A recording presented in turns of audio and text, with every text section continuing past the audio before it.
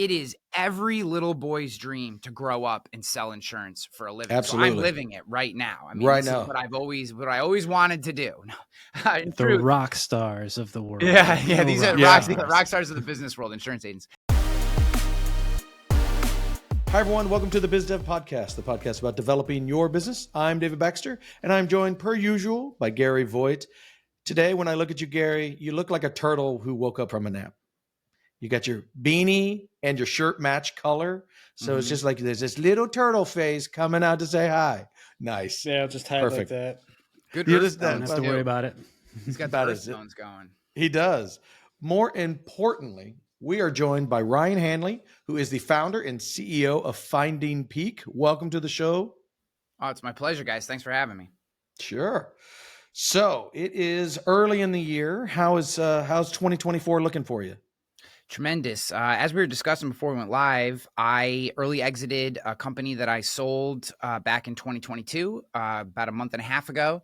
And I knew that was coming. That was something that we had talked about. And for a whole bunch of reasons, it made sense to go early. They're owned by a PE company and economics. And if you've ever done business with companies owned by PE companies, sometimes timing matters. So we had a really positively mutual agreed upon early exit, which is great. And my business for the last 18 years has been the insurance industry. So what Finding Peak is taking the lessons that I've learned over those 18 years, and now we're helping specifically with inbound growth and sales and marketing strategy around for independent insurance agencies. So that's what we do. So I have questions already. So Fire away. You exited. Now, Yep. For those who don't know, that means you sold your company. Yep. And you sold it to a PE, which is private equity, right? Yep. Does that sound correct? Yes. And so what led you to sell it? Yep. Meaning, was it a good time in the market? Was it just, I could use some money, or I want to do something else? All of the above? What was that decision process? So, if you will bear with me and afford me maybe just a few minutes of context, I will answer that question, because I wish it was more straightforward than it was. But I do think that it's relevant to especially a lot of entrepreneurs who maybe haven't sold a company yet. Like I said, my industry is the insurance industry. It is every little boy's dream to grow up and sell insurance for a living. Absolutely. So I'm living it right now. I mean, Right this now. is what I always wanted to do. It's what I want to The do. rock Totally stars understand. of the world. Yeah. These are rock rock stars of the business world, insurance agents. That's right. No, Insurance. the truth is, it was essentially the dowry for my ex-wife's hand in marriage. Back when we were in our early 20s, I asked her father, as you know, I'm a fairly traditional guy. I asked her father, for his permission and blessing, and he said yes. And about a month later, he pulled me out of a Christmas party at their family home, pulled me into his, this is literally like out of a mafia movie. He's got one of those offices that every one of these like McMansions have that just looks highly uncomfortable, and it's got the wood panels and the leather chairs, yeah. but you could never, and it doesn't look like anywhere you'd actually want to do business. So we're sitting in that room. Did it have a globe and a library? Yes. Yeah. He's sitting there across from me, his son, my brother, future brother-in-law, is kind of over his shoulder. He works at the agency too, and they kind of make me this offer I can't refuse. That's how I get in the business. So I do that for 8 years.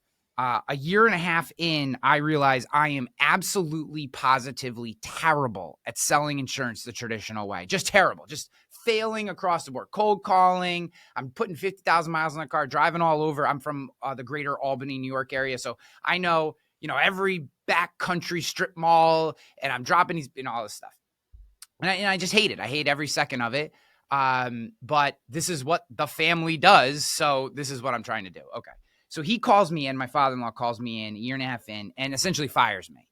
And I do what any self-respecting young man would do at the time. Is I literally got down on my knees and I was like, for the love of God, please do not make me go home and tell your daughter that I just got fired by you. Like, please.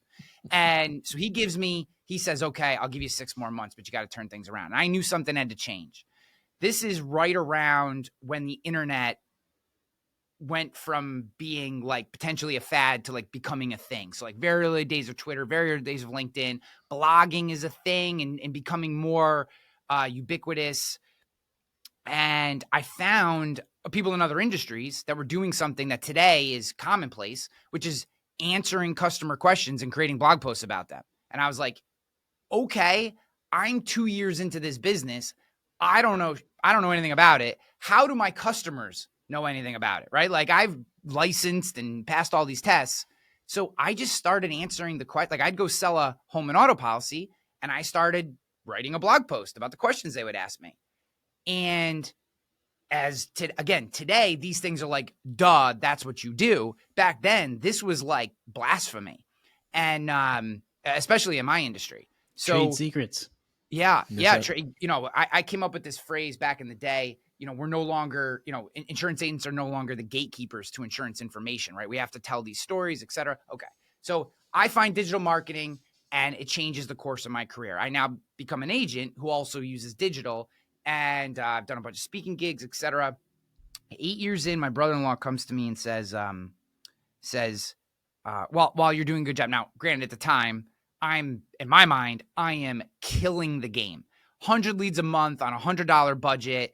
I'm like, in this tiny little 13-person independent agency, I'm writing business like crazy. I'm like, they hate it because I'm not hunting and killing and dragging it back. All of that business is worthless in their mind. Like, to them, every bit of that business is worthless. And they're like, those are terrible customers. I'm like, I don't know. Doesn't matter. So they basically say to me, your name will never be on the box. You have to be okay with that. And that was at 32 or 33, however years old I was at the time. I was not okay with that.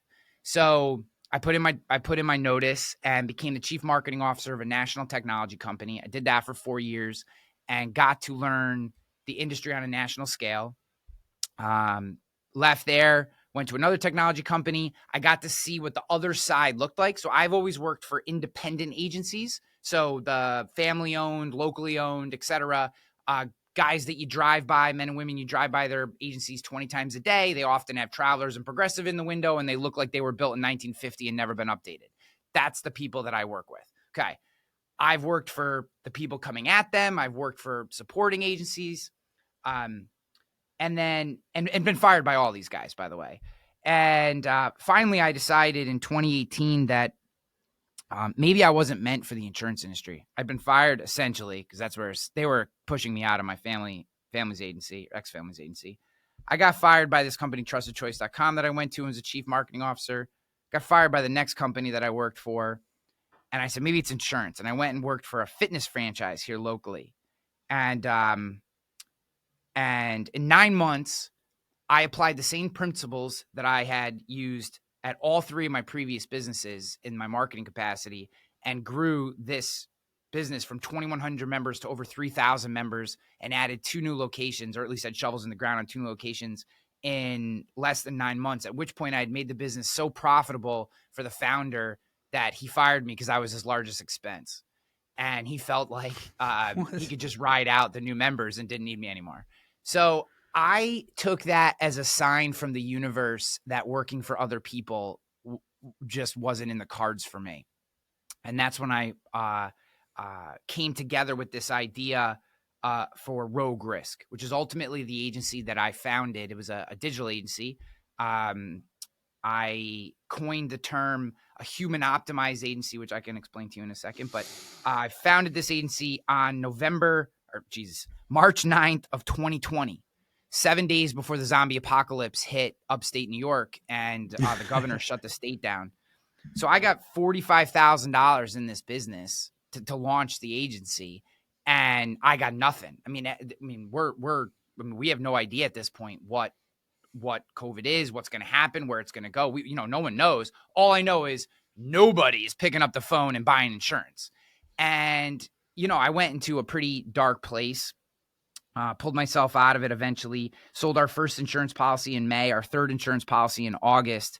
And from August on, we implemented our human optimized strategy, and we were able to grow incredibly rapidly.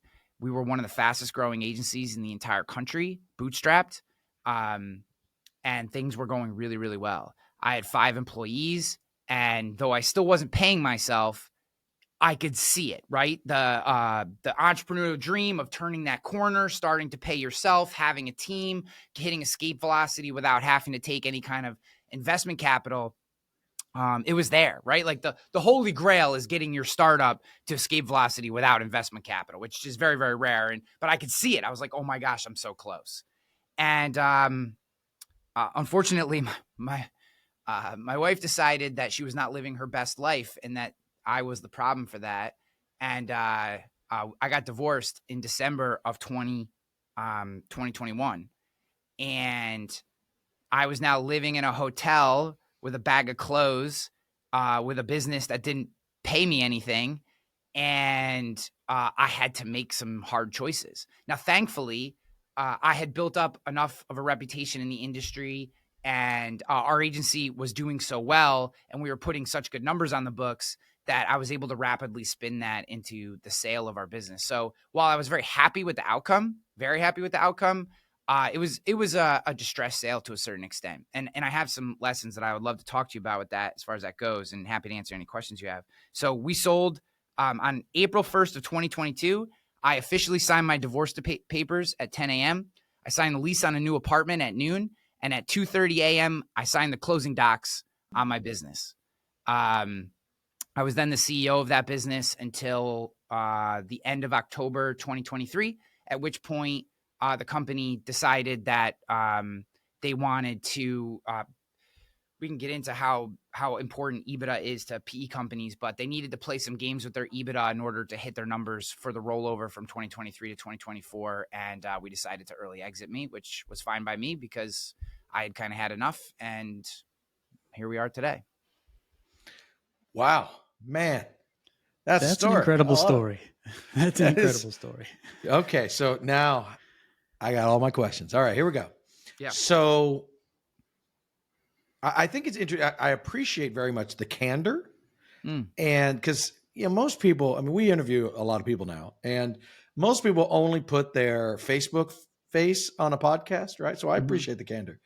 So when you're selling a company, because most people think of selling a company as sunshine and rainbows, yeah, and in your case, it wasn't quite that way. I mean, it sounds like the money was good, so awesome there, but the situation was not great, and it wasn't what you were hoping to build. You weren't wanting to sell that business at that point in time.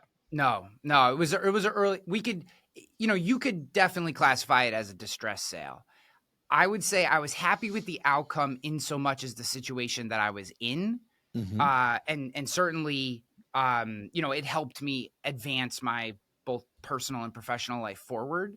But when I thought when I built that company, I had a vision for what I wanted it to be. I saw a gap in the market that still exists today. And it's really what my consulting agency is about. And I don't want to get into that because it's very specific to the insurance industry and wouldn't be relevant to most of your audience. But there is a gap in the market that still exists that is built on a very traditional and very specific mindset that exists in the insurance industry. And I attacked it with this agency and it was working.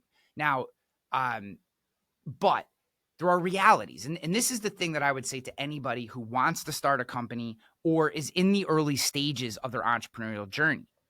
What I did not do is properly prepare my business for the negative outcomes, right? Now, I did not see, in the bingo card of life in 2021, I didn't have wife has midlife crisis and kicks you out of house, right? Like I didn't have that on the bingo card. I don't know. Does anyone have that card? I don't know that we had like a marriage that they created a Disney movie about, but we certainly, I thought we were fine and whatever. Sure. That's what it is. But my point is, we oftentimes as entrepreneurs, and I have to really, really work at this and fail to this day still, we think positive outcomes only, right? We think if this happens, if I get to this, then this happens. And what I learned through that experience, and now when I'm coaching an entrepreneur or I'm working with one of my consulting clients, et cetera, or I'm just on a podcast sharing information, is it is just as important to, if you're going to spend a day game planning all the positive outcomes that could come out of certain activities, et cetera, take the next day and do the same exact exercise, but for all the negative outcomes. What happens if you get divorced? What happens if the economy explodes? What happens if some sort of regulation comes down and whatever you're doing is no longer allowed, right? Like, take a good example is taking someone like Brian Armstrong with Coinbase and how he has navigated the crypto industry and the regulations and that kind of stuff. Like, I don't want to dig into his story specifically, but if you read through what he has done and how he has handled different situations, they've prepared that company as much for the downturns as they have the upturns. And it's why, unlike a lot of their competitors, they've been able to ride through all the craziness of this very early industry. It's not so much about your big wins as it's about surviving your losses. If you can figure out how to survive your losses, you will crush as an entrepreneur. If you only set your business up for the big wins, you have all these blind spots you don't see, like I did, and you may have your business may go away. I was fortunate enough that I was able to turn something I did not see coming into at least a semi-positive outcome. But there's a lot of luck in there. If I didn't find the right partner, if I didn't have some of the connections I had, I did not have a lot of runway. I mean, I was running out of money fast, and I just was able to get through. I could have just as easily not had a couple of those connections, or a couple of those connections couldn't make the deal happen, and the business just didn't exist anymore. So, that's my big takeaway from that portion of my life is spend as much time thinking about how to survive losses as you do just planning for wins. So let me get practical there for a second. When you're talking about planning for losses, what does that mean in a practical setting? How do you, I mean, obviously you can't predict a pandemic or a health scare or whatever, but you can prepare in the generic sense. You might not know what it is, but you're preparing for something bad. Yep. What does that mean to you practically? If you could do it over again, how would you have prepared differently, practically speaking? Yeah. So what I would have done, I don't know if you guys have ever read the book or heard of the book Profit First.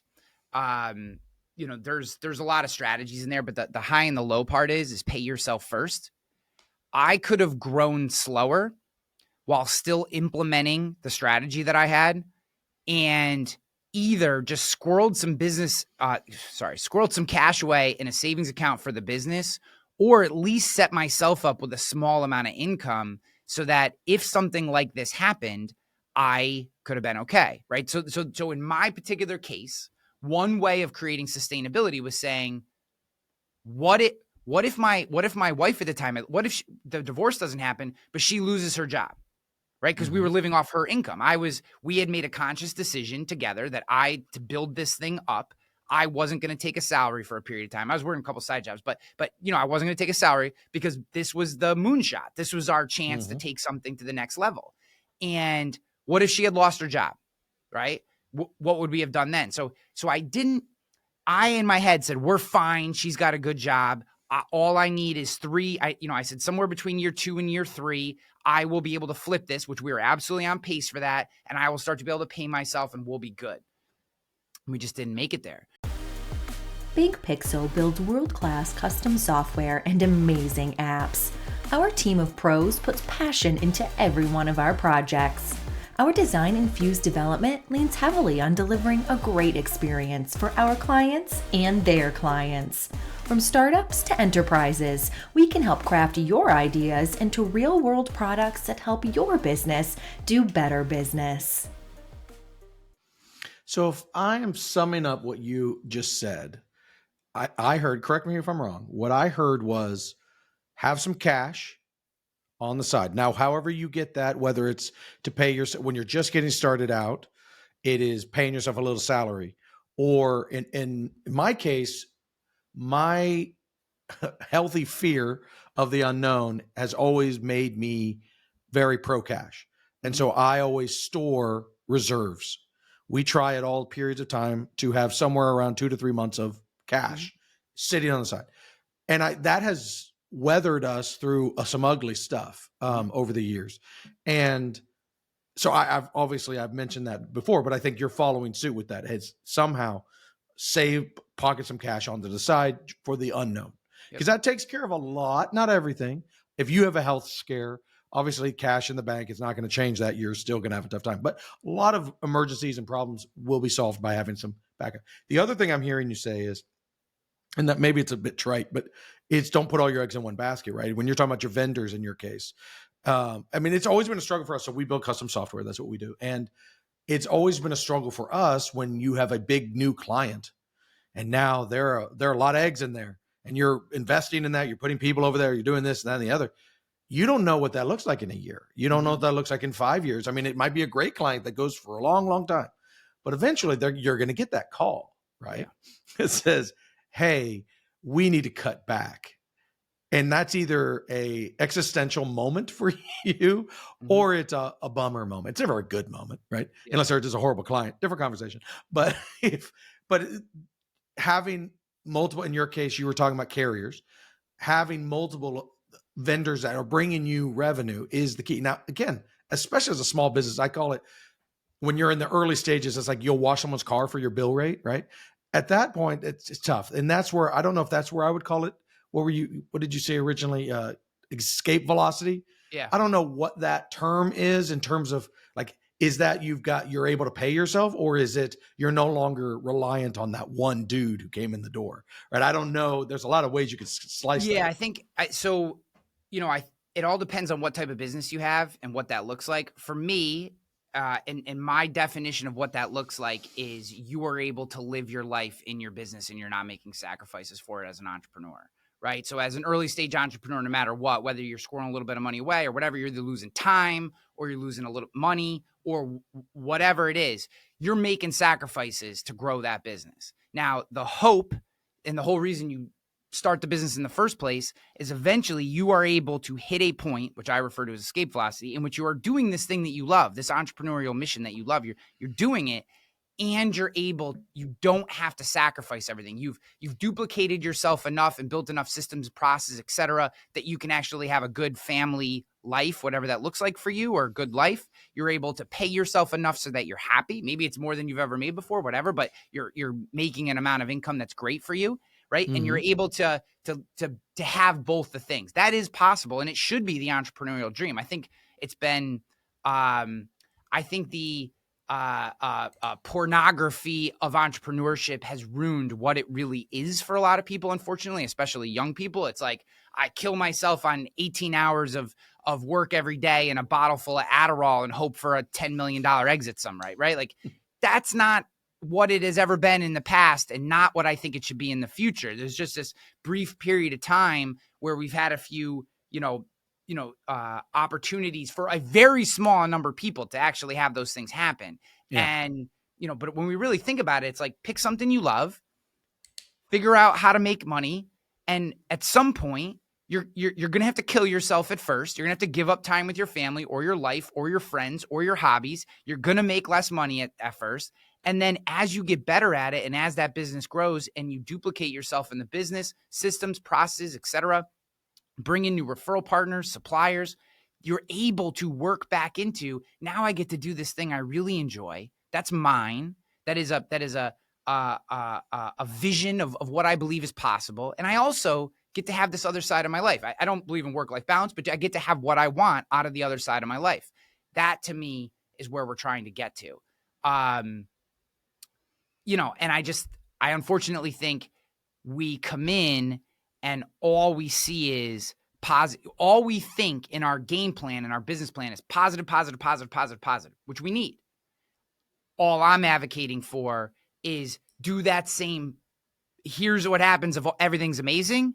Do that same exercise. Where are the places where this could go bad? And then you shouldn't not do the business because there's places that it should go bad.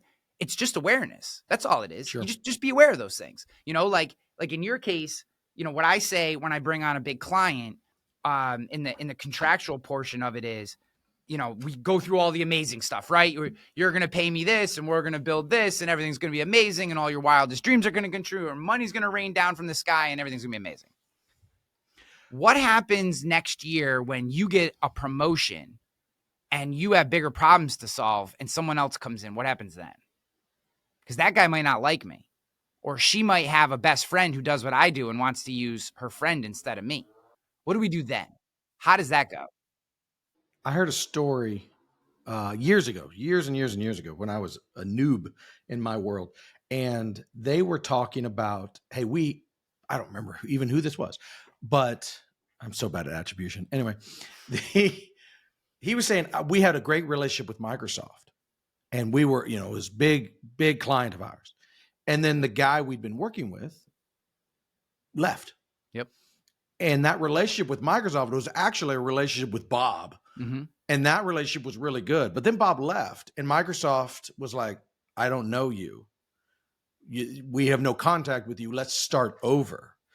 And everything went really bad because then they're wanting different pricing and this, that, and the other. And it went really badly. And he's like, don't ever get married to one of these big companies, because you're never marrying the company. You're marrying the person in the company, and they may or may not last or get promoted. Like you're saying, it might be a good thing. Bob goes up the food chain, but that's where it's tough.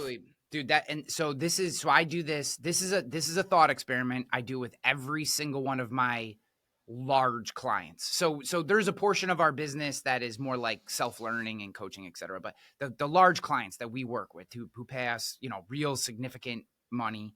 And cause I've had this consulting firm throughout all of this. And even speaking gigs, this goes for speaking gigs too. Cause I've had in the past, before I learned this lesson, I had someone book me for a gig, and a month later they left for another job, and their replacement comes in and goes, hey, yeah, we really want this person over here. We're going to go a different direction.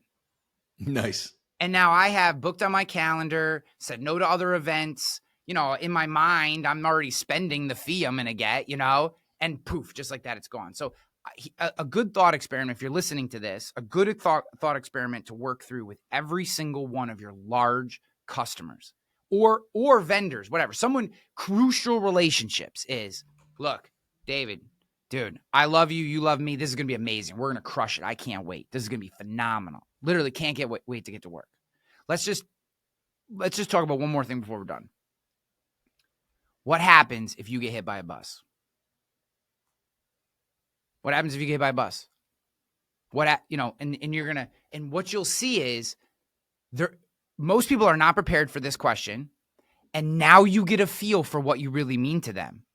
This is the really interesting part, because if David really, in this case, if those listening at home or watching or whatever, if David really cares about me, he's going to go, you know what, man, let's put a clause in the contract that says that if I'm gone, you get, no one can come in and change this contract for 6 months. Or let's put in a 20% exit fee if we close the contract before completion, or, insert whatever potential solution that person has. Right. If you do, this is setting your business up to survive losses, because, and I don't mean to be so morbid with you getting hit by a bus, but it does make people think, right? It makes you think through, and your partner think through, what happens when this goes bad. We do not think through this in contracts. And what it will do is it will save you legal fees. Let's just say you guys hit you're 9 months into the project, and you realize that it's just not going the way you want. You're just not the right fit for them. You thought it would be amazing, and you've gotten 9 months into the project. They don't really want what they said they want. They don't really want to spend the money. You've got them to a certain point, and you're just like, guys, this is not working. What do we do? Right? And if you've built in a mutual separation agreement, some sort of period, like these are the kind of things where now, instead of you stopping working and them suing you, or you and having to sue them because they didn't pay you, etc., you just go right to the contract and you go, okay, it says right here, you don't want us to work on this project anymore? That's okay, great. You pay us the final 20%, boom, boom. We love you. If you ever need us in the future, give us a call. We'd love to work with you. Sorry, it didn't work this out, and everyone walks away. Or you have $25,000 in legal fees as you try to figure out who owes who what and how much more work you have to do. And that's when I'm talking about surviving your losses. It's thinking through the things that could go wrong not just thinking about how amazing it is. Because what most people do is they go, oh my God, David's about to pay me this amount of money. And they start vibrating and they can't wait to tell their spouse and their friends and post it in their group chat with all their college buddies. And they're like, you can't believe who just signed a contract with me. And they forget about all the things that can happen that may have nothing to do with your work. Oftentimes it doesn't have anything to do with your work. It's just relationships and life. It's funny you mentioned the proverbial bus. So that's like a huge part of our business in general, because in our world, the proverbial bus means your developer left. Yeah. Because developers are notoriously, they hop a lot, especially, I don't know if this is true now, but there's always a greener pasture, right? And so a lot of our clients over the years before they met us, they had a dude or a dudette who's building their software, and they, went to a greener pasture, and now they're holding the bag because there was no concept of the proverbial bus. And so we actually are very proactive for this very reason. Our clients, we talk about, we're going to protect you from the proverbial bus. It almost is a sales thing for us. It wasn't started out that way, but it's kind of become that because it's so rare. We never have, for instance, one guy on a project. It's always paired up. We never do, we never just stick a contractor on there and, he's gone, and then we're out of luck. We purposefully set it up, and we call it the proverbial bus, so that we also like to call it winning the lottery is the other side of it. That's the happy version of it. But it is something that a lot of businesses don't do. And it really can wreck you. It's I had a friend who ran an IT company, servers and hardware and stuff. And he was like, what our big bread and butter was selling backups to your data, because statistics showed, and I'm sure this has changed some, but 80% of small businesses who lost their data, let's say their hard drive melted down, whatever, they never stood the business back up because all that critical client data, all that is gone. And they don't have the ability to stand up. And he's like, we would sell our services based on, hey, we're going to protect you against that catastrophic event. Mm-hmm. And that's just, there's a million versions of that. Yeah. But it is something I don't think enough entrepreneurs think of. Yeah. It's not sexy. That's why. It's not sexy. Sales is sexy. Product development is sexy. Like these things, marketing, they're sexy. And I get it. Trust me, I would rather think about those things. And frankly, this isn't my favorite topic to talk about when it comes to entrepreneurship. I just, feel like it's something that we don't discuss enough. And I hate when I see or hear or have to speak with an entrepreneur who has something happen that could have been prevented if only they had thought about what was possible. And because it's preventable. And, I look at a lot of second-time entrepreneurs and they share this thought, right?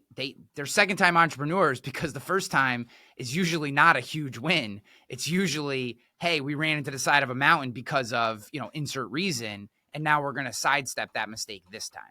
And, not that you should feel bad about that. I think it's just part of the journey. It may even be your fourth or fifth or sixth time that you learn all the lessons you need. I mean, I've been fired by the last 4 companies that I worked for, and I've learned hard lessons from that. I had to take I had to do a lot of gazing into the mirror to figure out why that was. And, some of it I think is circumstantial, and some of it is, I'm maybe not necessarily built to work inside a large bureaucracy.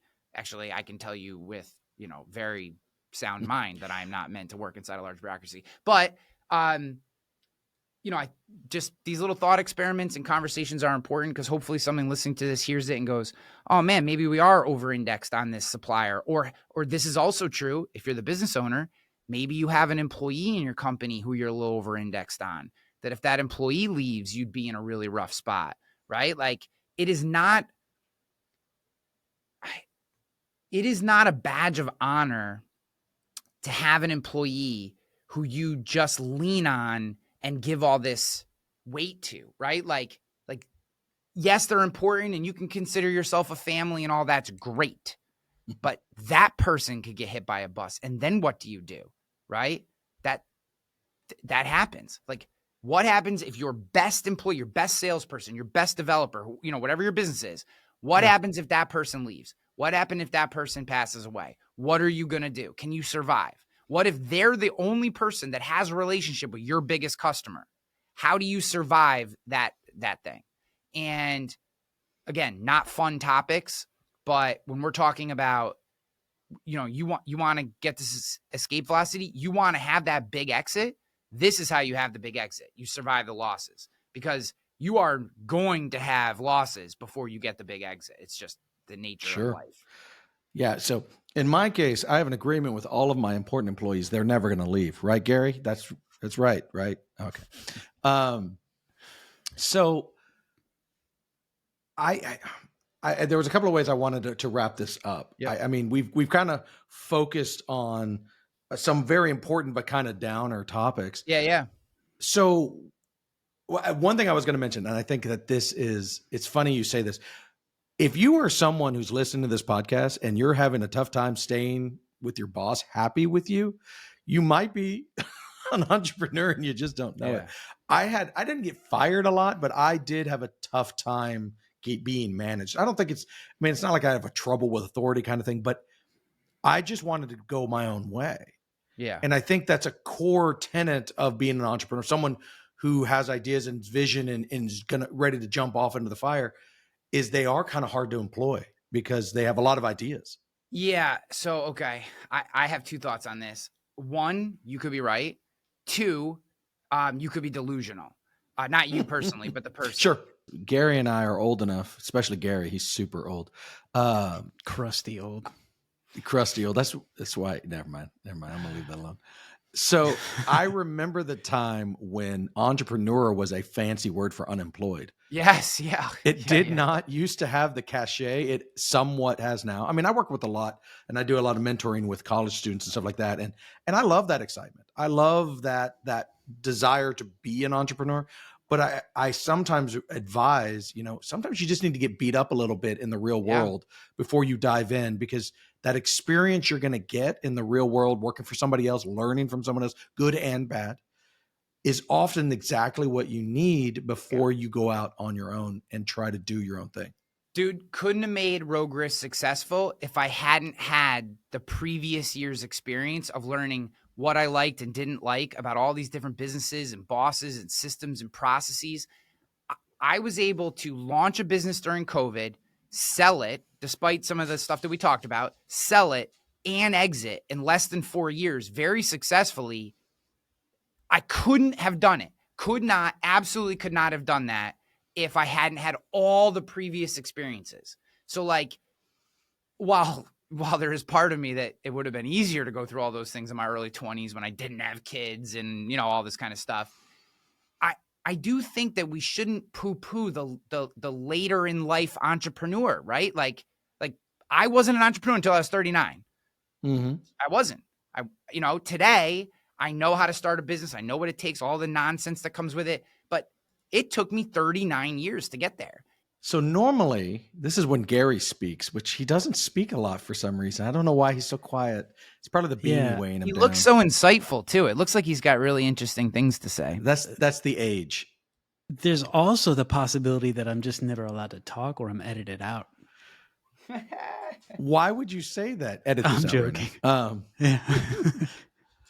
But normally we ask this big question. I mean, Gary chat over here on the side to make sure we're asking the right questions, stuff. And we always ask the question we mentioned before.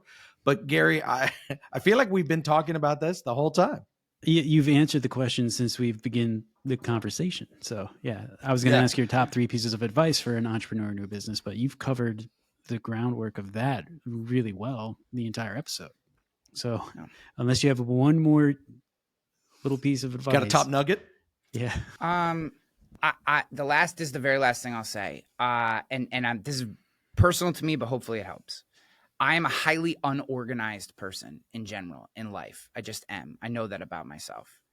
If you are going to be an entrepreneur, I highly recommend you take a very honest look at your strengths and weaknesses, and as early as you possibly can, fill your weaknesses with someone who has the opposite skills.